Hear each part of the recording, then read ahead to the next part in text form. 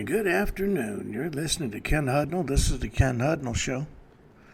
Coming to you from our studios right here in exciting El Paso, Texas. Gateway to the Old West. The most haunted city in the country.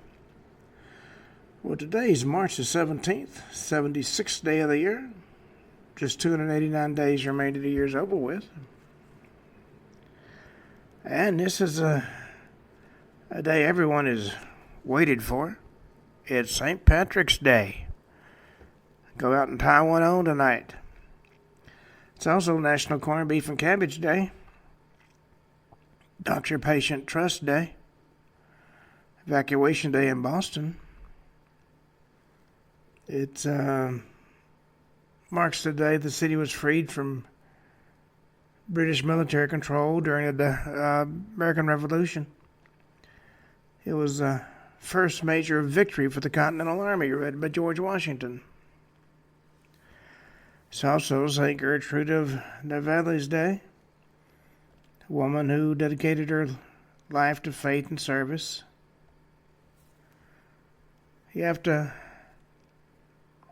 wonder about those folks. It's Elderly Day, when celebrates the well-being of older adults. Campfire Girls Day. Roast a campfire girl today. National Drug and Alcohol Facts Week. American Chocolate Week. National Button Week. National Agriculture Week. World Folk Tales and Fables Week. National Inhalants and Poisons Awareness Week. School Library Media Center Week. National Fragrance Week. National Bubble Week. National Anonymous Giving Week. National Animal Poison Prevention Week. Make Mine Chocolate. National Green Week, kind of goes along with St. Patrick's Day. And a National Teach Music Week. Elderly Week. English Tourism Week. Ramadan, of course, the Muslim holy month. Started February 27th, goes through March 28th. Canada Reads. National Clean Out Your Closet Week. National Fix the Leak Week. Nutrition and Hydration Week. Neurodiversity Celebration Week. That you understand diverse minds. Embrace what you might call unique perspectives. Pediatric Nurse Practitioner Week. National Introverts Week. Famous people born on this date. John Wayne Gacy. Kurt Russell. Rob Lowe. Rob Kardashian. You don't hear much about him. He didn't take his clothes off. National Colon Cancer Awareness Month. National Athletic Training Month. Veggie Month. Developmental Disability Awareness Month. National Reading Month. National Women's History Month. Greek American Month. Red Cross Month.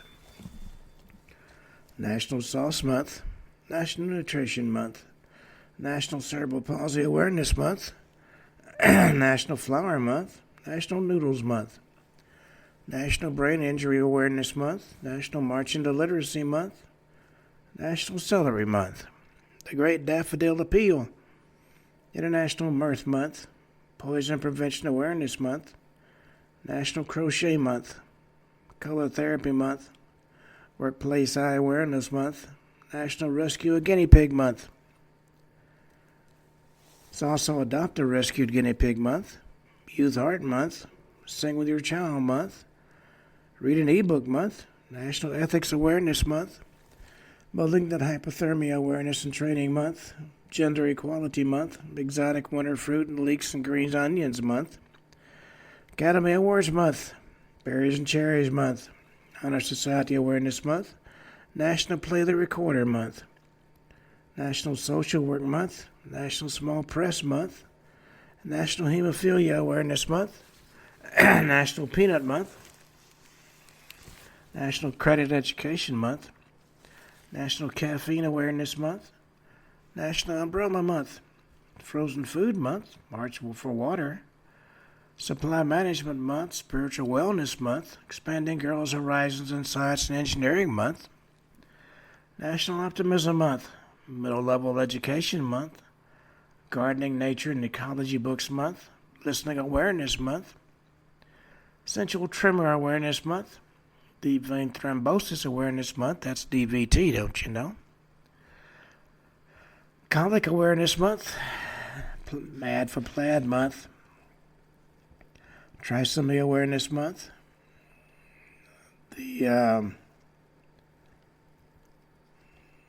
most people have 23 pairs of chromosomes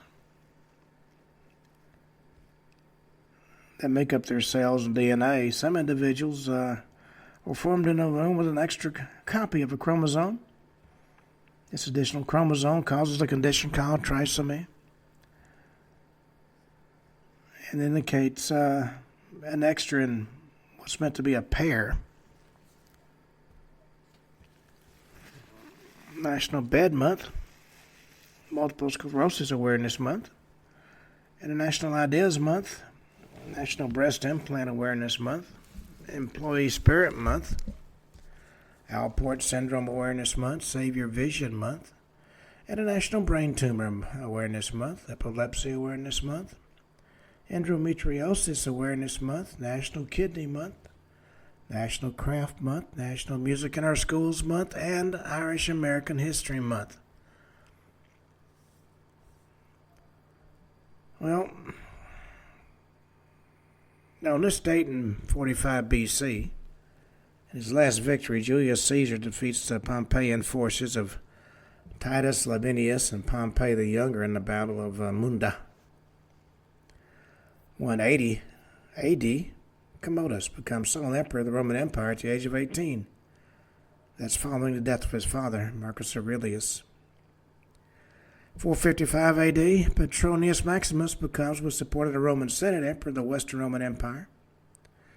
He forces Licinius Eudoxia, the widow of his predecessor Valentinian III, to marry him, which I guess kind of gave him a little bit more confirmation of his right to rule. The Licinius Eudoxia was a daughter of the Eastern Roman Empire, Theodosius II. In early childhood, she placed in a political marriage with the Western Roman Emperor, Valentinian III, and after he was assassinated, the usurper, Petronius Maximus, compelled Eudoxia to marry him. Captured during the sack of Rome, which she was said to have helped instigate, spent 7 years as a captive of the Vandal kingdom before being ransomed by the imperial court of Constantinople. So she had quite an interesting early life.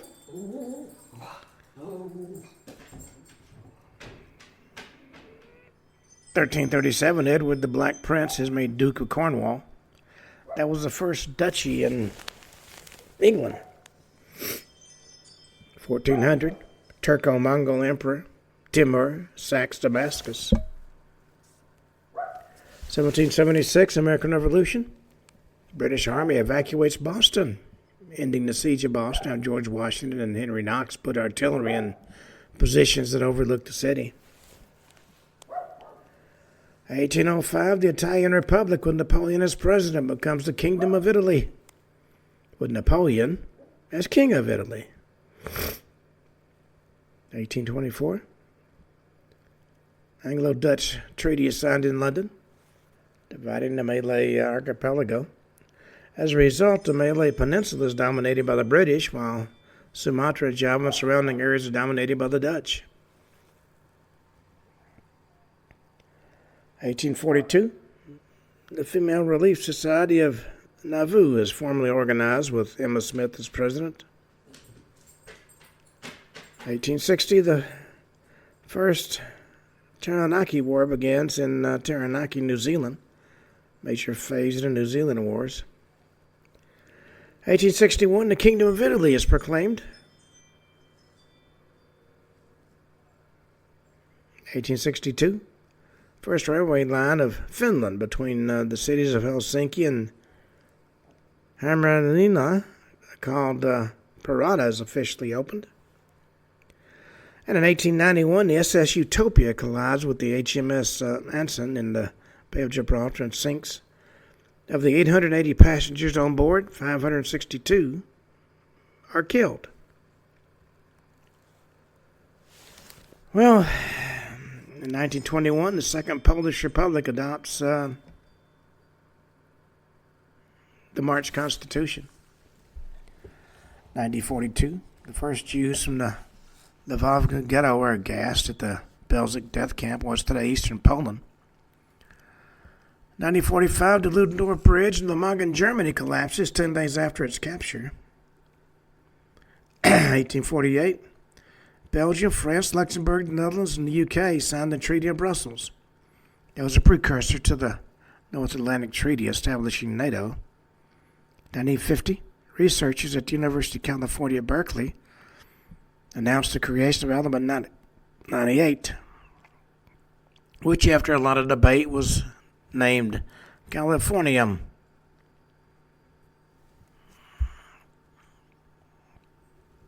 Now it's a synthetic chemical element. It was created by bombarding curium with alpha particles. It's a actinide element, the 6th transuranium element to be synthesized. It's got the second highest atomic mass of all elements that have been produced in amounts large enough to see with the naked eye. And, of course, it was named after the university in the state of California.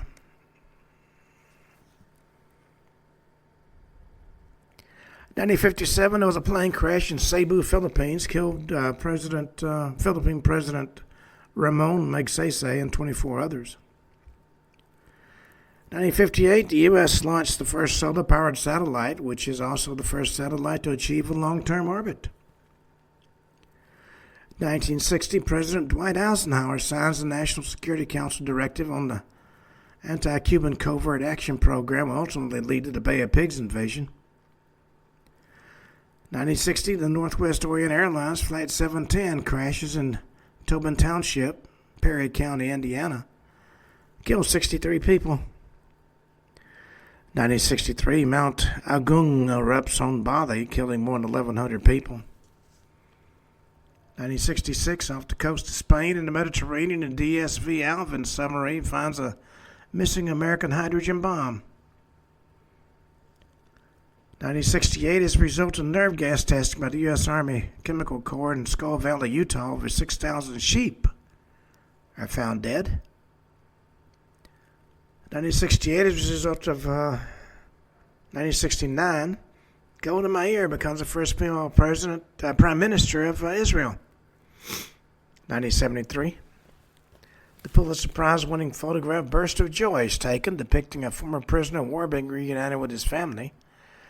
That came to symbolize the end of U.S. involvement in the Vietnam War. 1979, the Penman Shield Tunnel collapses during engineering works, killing 2 workers. 1985, serial killer Richard Ramirez, also known as the Night Stalker, commits the first 2 murders in his Los Angeles murder spree. 1988, a Colombian Boeing 727 airliner, the Avianca Flight 410, crashes into a mountainside near the Venezuelan border, killed 143 people. 1988, the 3 War of Independence, the NATO Command and Ethiopian Army Corps in Eritrea, is attacked on 3 sides by military units of the Eritrean People's Liberation Front. That happened during the opening action of the Battle of Alphabet. 1992, the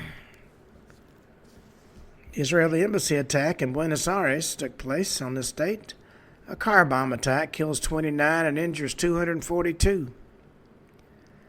1992, a referendum to end apartheid in South Africa was passed 68.7 to 31.2.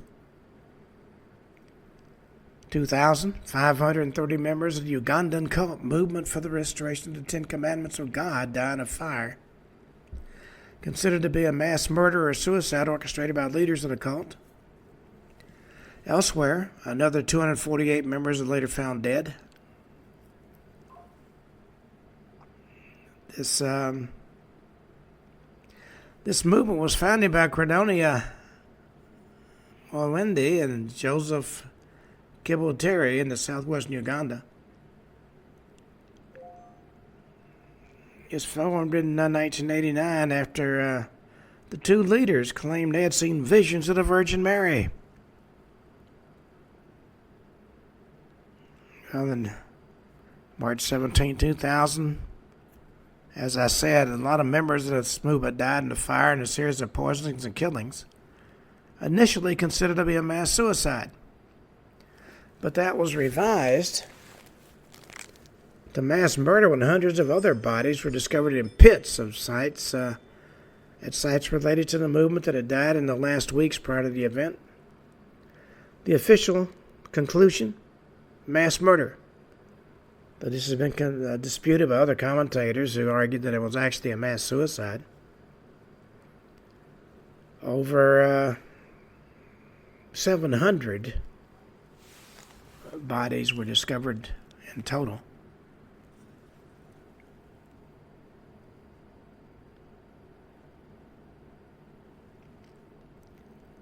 In 2003, leaders of the House of Commons and the Lord President of the Council, Robin Cook, resigns from the British cabinet in disagreement with governmental plans for the 2003 invasion of Iraq.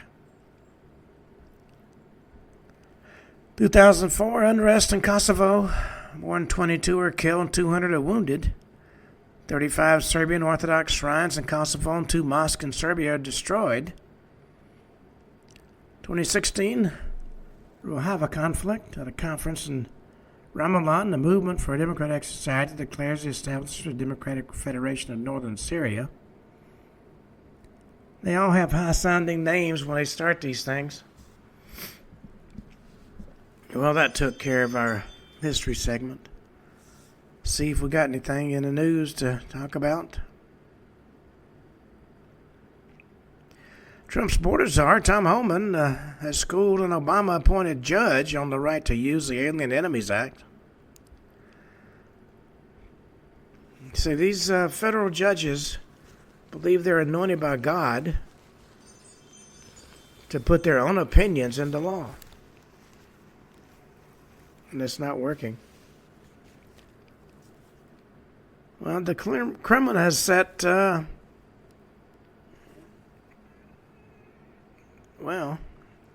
non-negotiable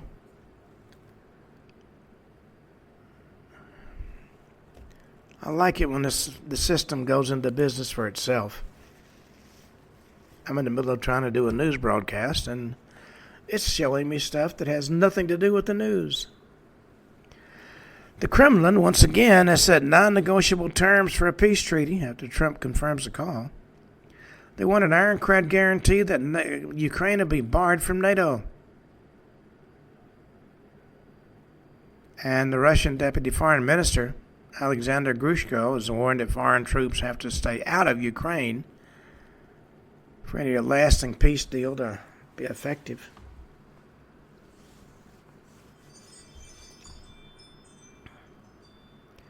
He's quoted by the Russian newspaper Izvestia as saying, we'll demand that ironclad security guarantees become part of this agreement. And part of these guarantees should be the neutral status of Ukraine, the refusal of NATO countries to accept it into the alliance. Well, Russia started it. They've had massive casualties, and they want guarantees. Well, Iranian generals are responding to Trump's threats against the Houthi rebels. Trump ordered U.S. forces to launch decisive and powerful military action against the Houthi terrorists in Yemen. But an Iranian general has vowed to respond decisively and destructively to any threats after Trump has said he ordered American forces to launch military actions against the Houthis. General Hussein Salami said, "We warn our enemies Iran will respond decisively and destructively if they carry out these threats." He said, "We're not a nation to live in hiding. We're a valid and legitimate system in the world. We announce it if we attack anywhere." Well, that's a flea telling an elephant to back off. Trump is dismantling the Voice of America. He says there's an internal rot.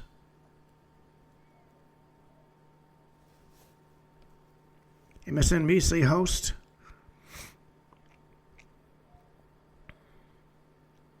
Donna Edwards, former Democratic lawmaker, has unleashed on Schumer for supporting the bill to avoid a government shutdown. She said it was a black mark and a stain on Schumer's leadership.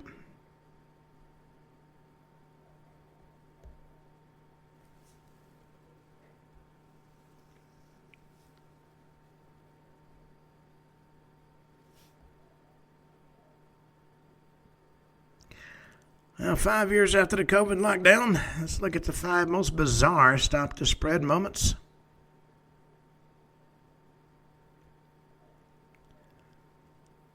Former NIAID director Anthony Fauci was a ubiquitous sight throughout the pandemic during the administrations of both Trump and Biden.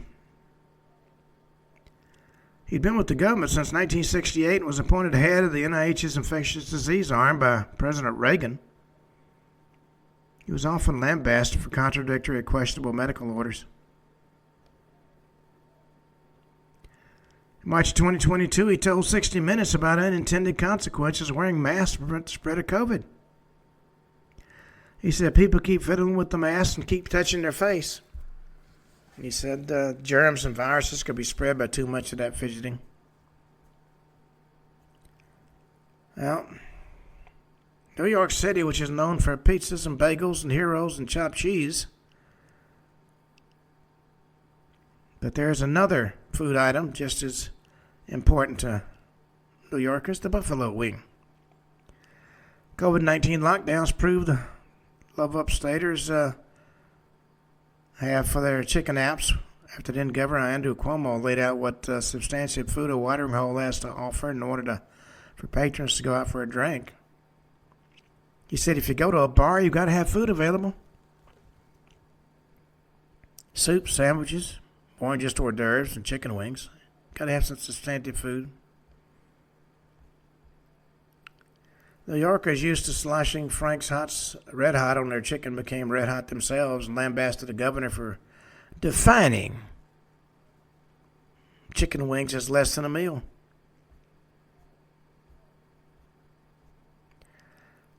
Well, in Pennsylvania, Wolf and Health Secretary Rachel Levine were ubiquitous on the airways with their lockdown provisions and orders. From traffic light color-coded map instructions, which counties residents could have varying levels of freedom, to Levine's daily warning on TV to stay home, stay calm, stay safe. Early in the shutdown, the Wolf administration utilized a 7-decade-old state law aimed at blunting a syphilis outbreak as a legal backing for some of their orders. In April 2020, a New York woman was charged under that particular statute when she tried to deal with cabin fever by having a Sunday drive. She got a $202 ticket for violating the Disease Prevention and Control Act of 1955.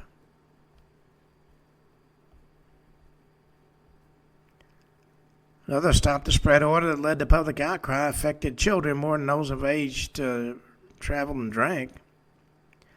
Cities from California to New Jersey began dumping sand into skate parks and playgrounds and public areas to prevent groups or crowds from using those recreation sites.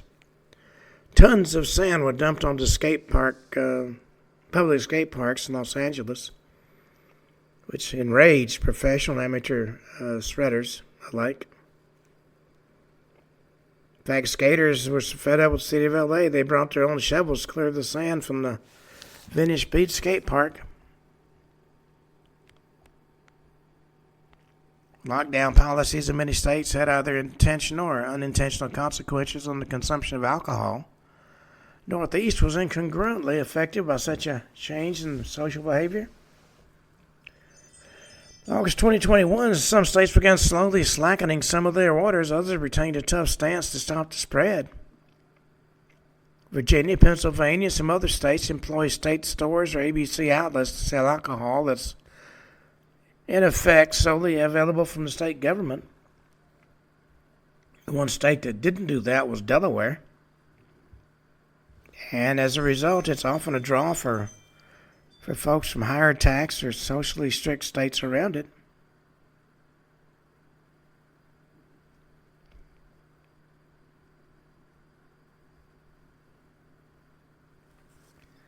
Well, I think those are the main news stories.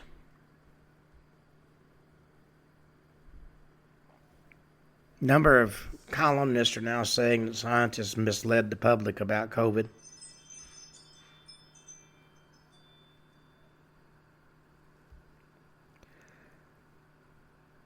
Now, a federal judge has ordered the rehiring of all the federal workers that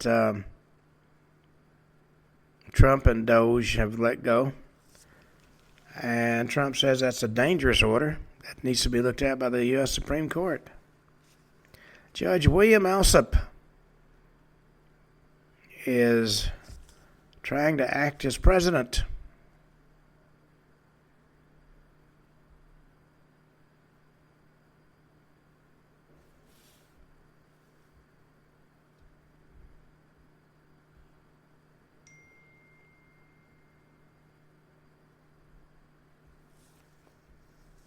Well,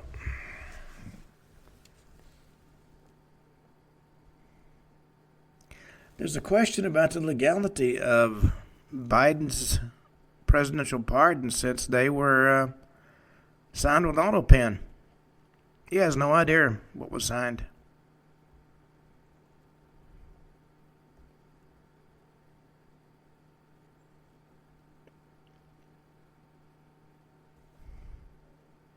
University of Wisconsin at Madison's ex-diversity officer has been scrutinized over spending and judgment amid DEI crackdown. LaVarl Charleston has moved his role as chief diversity officer in January, but still serves as a faculty member.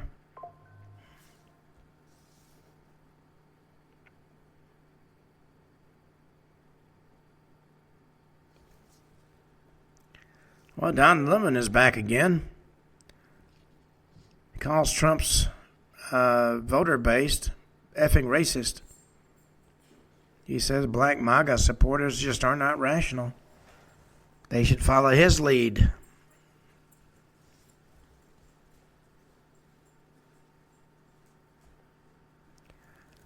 Well, Married with Children star Christina Applegate admits the pressures of being a sex symbol led to an eating disorder.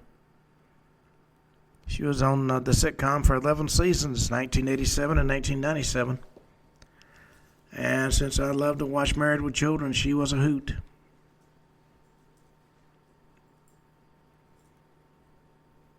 Meghan Markle's Netflix show is not doing that well.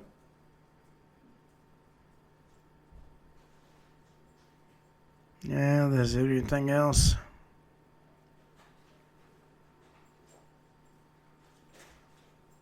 I think that's pretty well got it in as far as news stories go.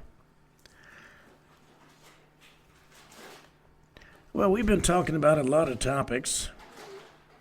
UFOs, you name it, we've talked about it. This show is going to be a little different. We're going to talk about creatures of the night. Now, if you grew up in the country like I did,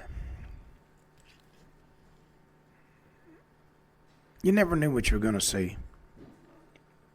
But at night, when the weather was calm, and very little breeze was blowing, and you went outside, got away from the house lights, it's like going into a different world. And the only sounds you could hear, quite often, was your own breathing. But in the dark, there are numerous creatures we can't see. I'm not talking about insects and owls and bats, because where I grew up, we had plenty of those. In fact,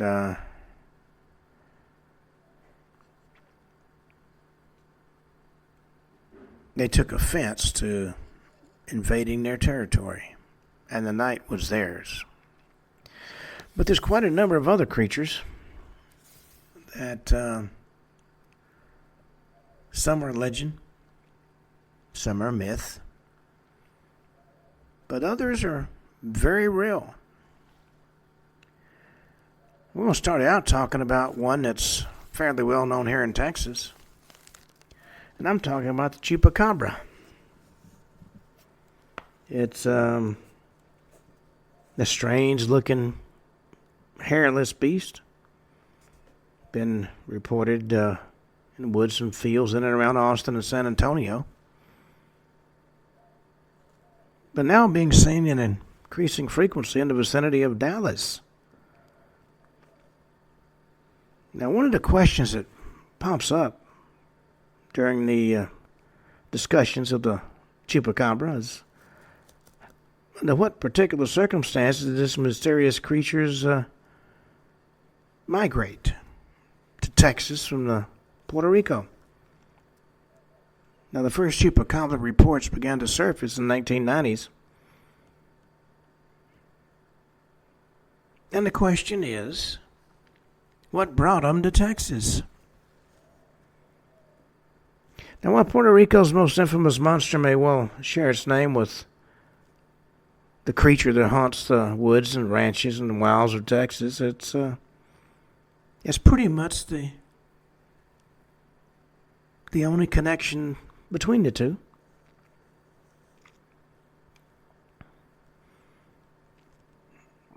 Now, there's been a number of attempts by would-be monster hunters to go to Puerto Rico in search of these bloodsuckers.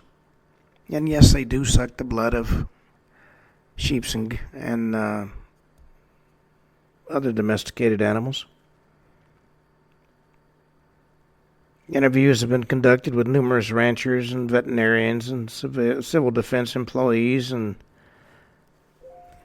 just average individuals.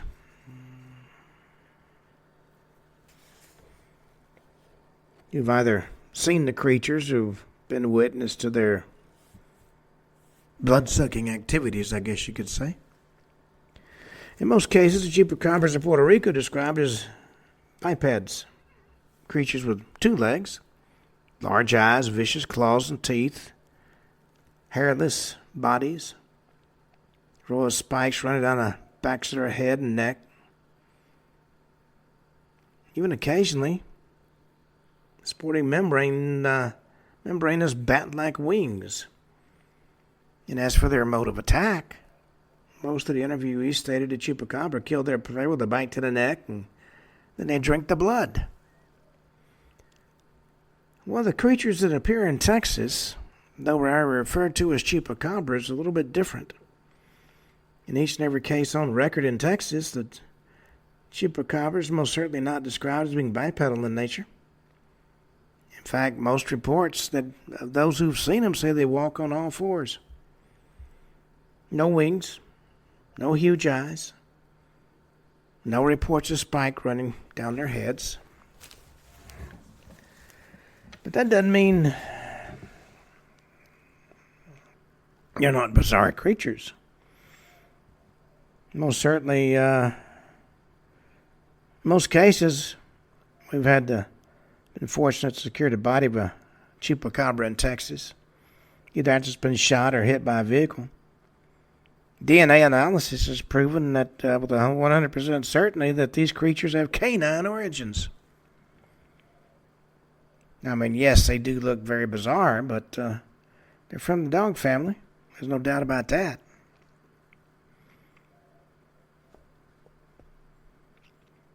And the story doesn't end there. They may be dogs, or dog-related, but they're certainly not dogs in the sense of the pet that most of us have. Lack of hair has led many commentators to suggest the animals are afflicted by mange, which of course may be true. Not only are we now seeing pups with adult features, but young and old seem to be adapting quite well to living without hair. There's none of the usual itching and scratching. It's typical in animals afflicted by mange. And the lack of hair doesn't appear to have any bearing on their ability to move about quite happily and consume the blood of their victims. And of course, even in the unbelievable heat of West Texas, they seem to get along quite well.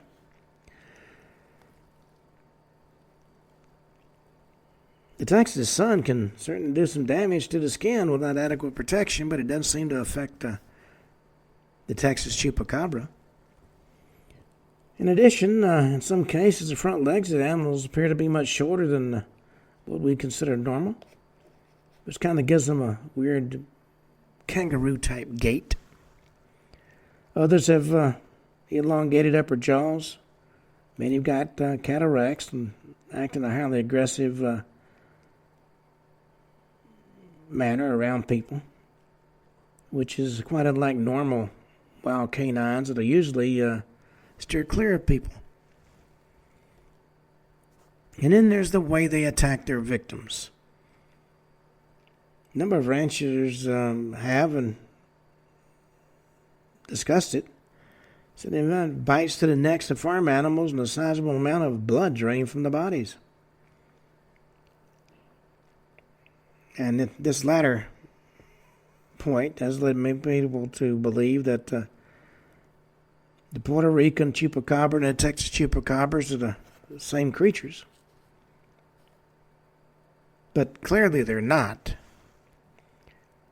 And the term chupacabra is quite frankly not a descriptive term, but more like a marketing term. It involves intrigue and terror, and it's the basis of a lot of writers telling unbelievable stories. And the whole thing has now gone viral within the media. And a lot of monster hunters set their sights on the chupacabra. In other words, we got two very different phenomena and evidence. One is borne out by the sightings of and encounters with unknown beasts on the island of Puerto Rico. And the other is basically a weird-looking Texas canine. It may have some extraordinary changes going on at its genetic level. I can't talk today.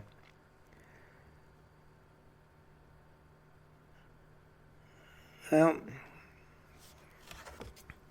so in spite of rumors to the contrary, Puerto Rican chupacabras have not invaded Texas. Now, from bizarre-looking dogs, let's turn to strange cats. You know, throughout history, folklore, and mythology, you can find numerous stories about shape-shifting creatures.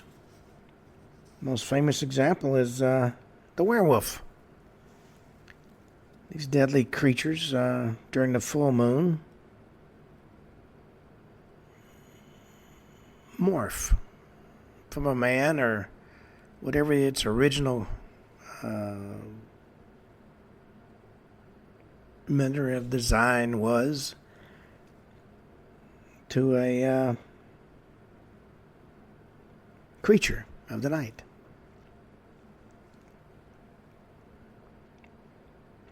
You know, we've had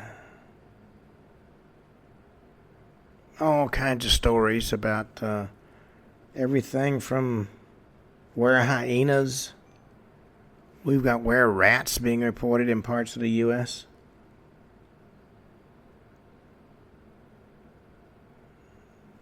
We've got some of these changes are physical and some are mental.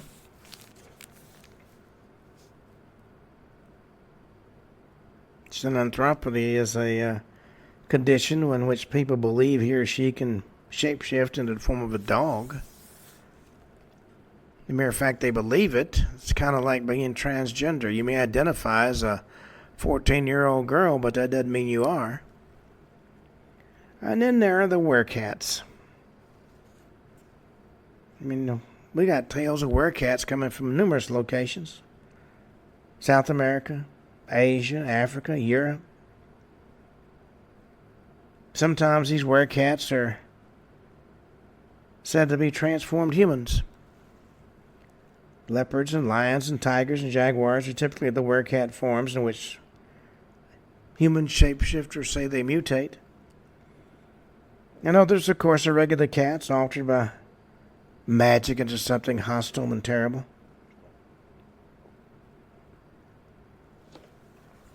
Now, for examples, we're going to turn to Britain. Case from 1953. In the village of Abbots Bromley, on the English county of Staffordshire,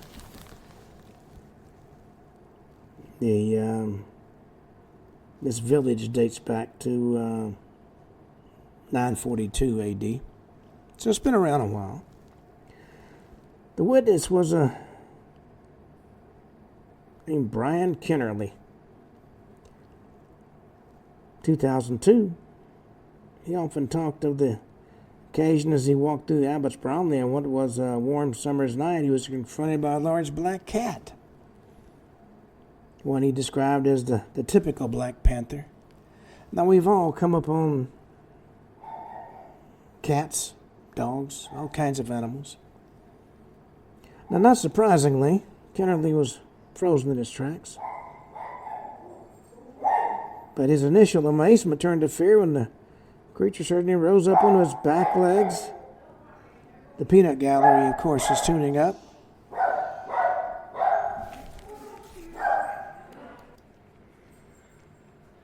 Well, as I said, this cat on its hind legs rose up to about 5 feet in height. He issued a low growl and kind of waved his front paws in Kennerly's direction. What he told his daughter, the back legs changed shape to support it when it was standing upright. A few seconds later, dropped back onto all fours and disappeared into the night.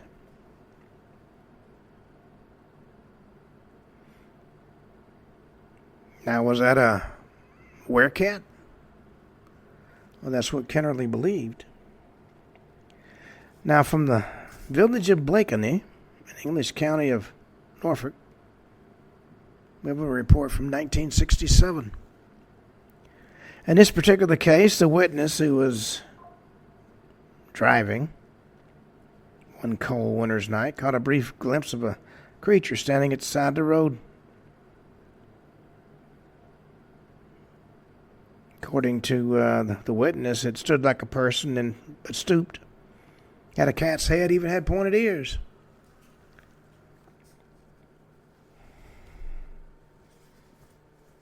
Then we got two other cases from 1981 and 1988.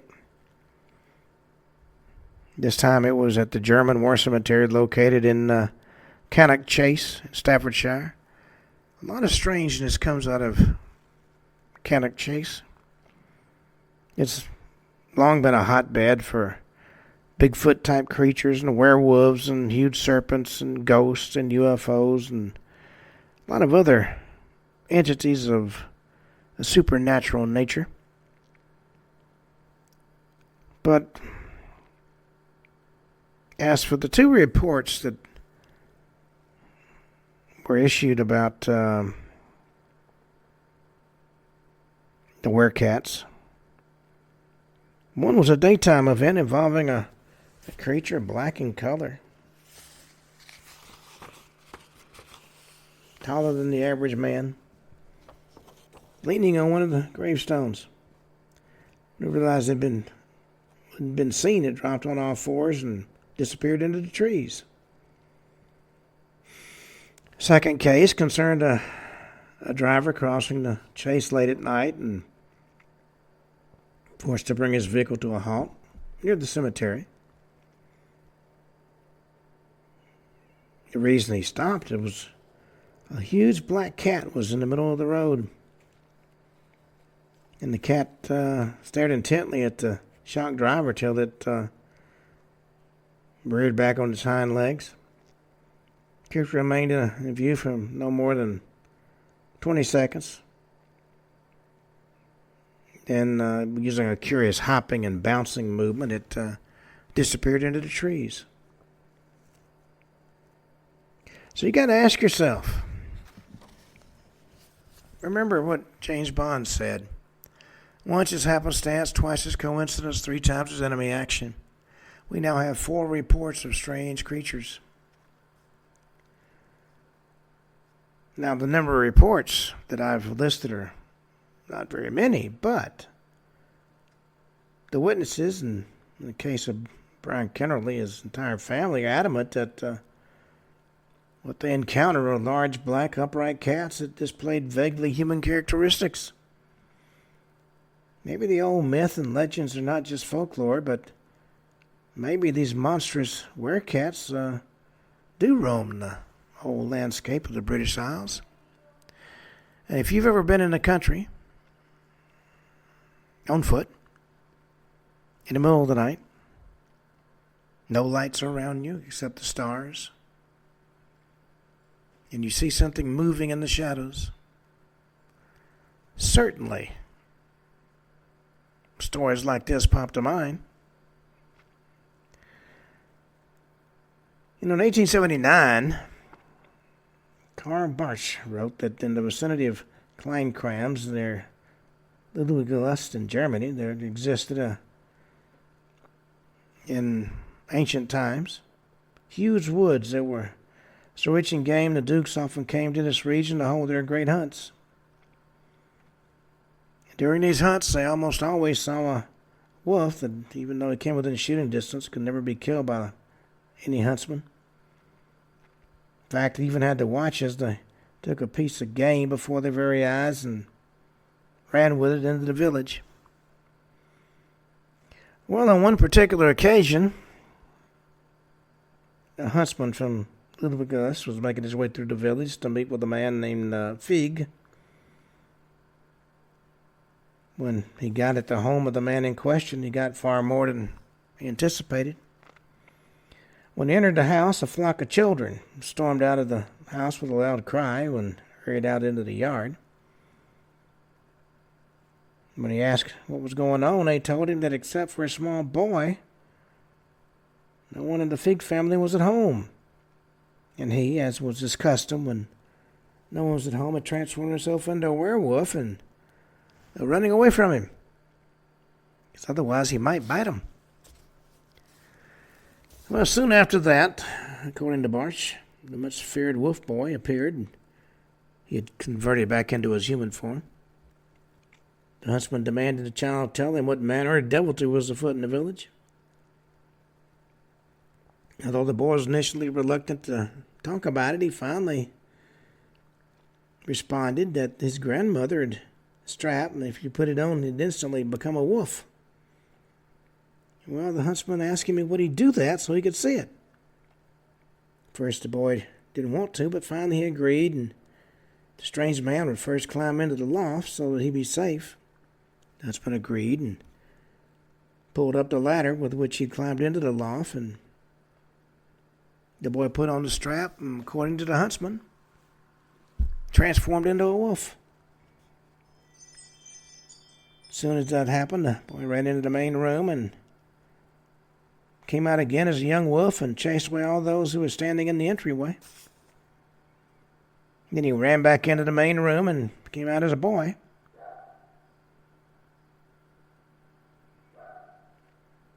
The huntsman climbed down and asked the child to show him the magic belt, which he examined. Well, shortly the huntsman went to the forester in the vicinity of Klein Crams and told him what he'd experienced in the Feig household. After hearing the tale, the forester said he'd always been present at the great hunts near Klein Crams, immediately thought about the werewolf that could not be wounded. And now he thought he might be able to kill that werewolf. According to Bartz, the hunt soon began and didn't take long before the wolf showed itself once again. And many of the huntsmen shot at him, but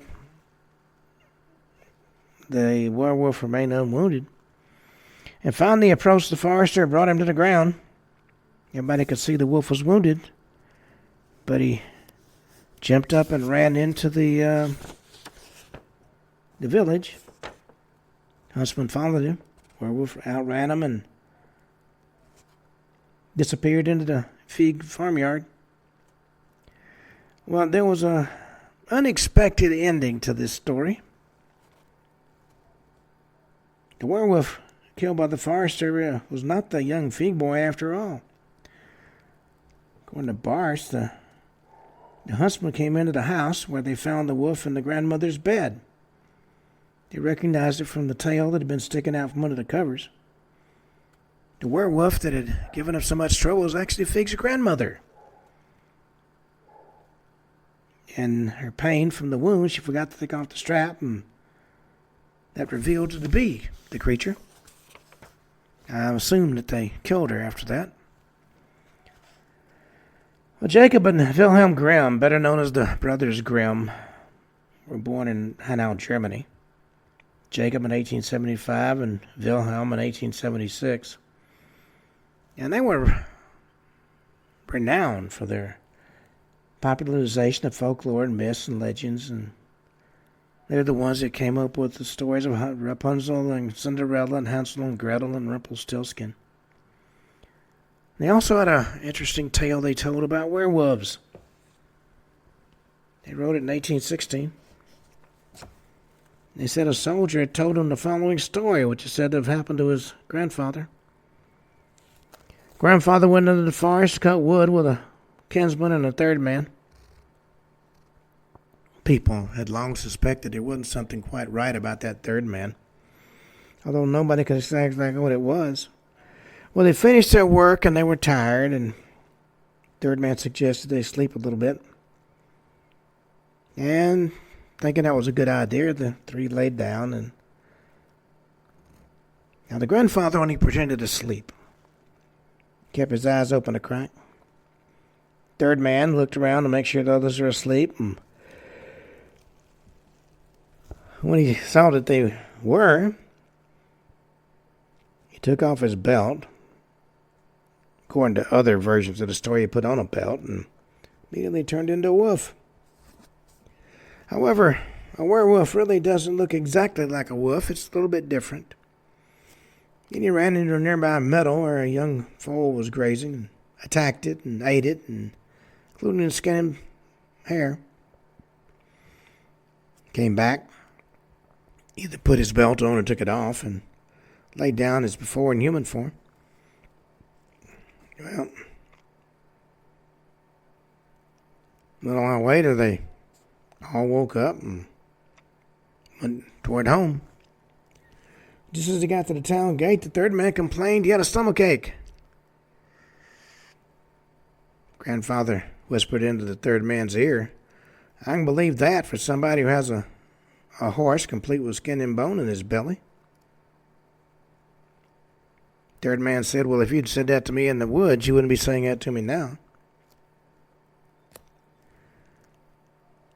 Doesn't say what happened after that, but I suspect the third man went his way. There was a woman who had taken on the form of a werewolf and had attacked the herd of a shepherd who she hated. Caused a lot of damage, but the shepherd wounded the wolf in the hip with an axe blow, and it crawled into the brush. Shepherd followed, thinking he could finish it off, but when he got there, he found a woman using a piece of cloth torn from her dress to stop the blood gushing from the wound. Doesn't say what happened after that. At Lutic in the year 1610, two sorcerers were executed because they had turned himself into werewolves and killed some children. With them, they had a boy of 12 years old. The devil turned into a raven whenever they were tearing apart and eating their prey. The brothers Grimm had an interesting view of the world, let me tell you. Well, on that note, we come to the end of today's show. We'll talk more about creatures of the night in tomorrow's show. Until then, this is Ken Hudnall for the Ken Hudnall Show saying have a truly great evening.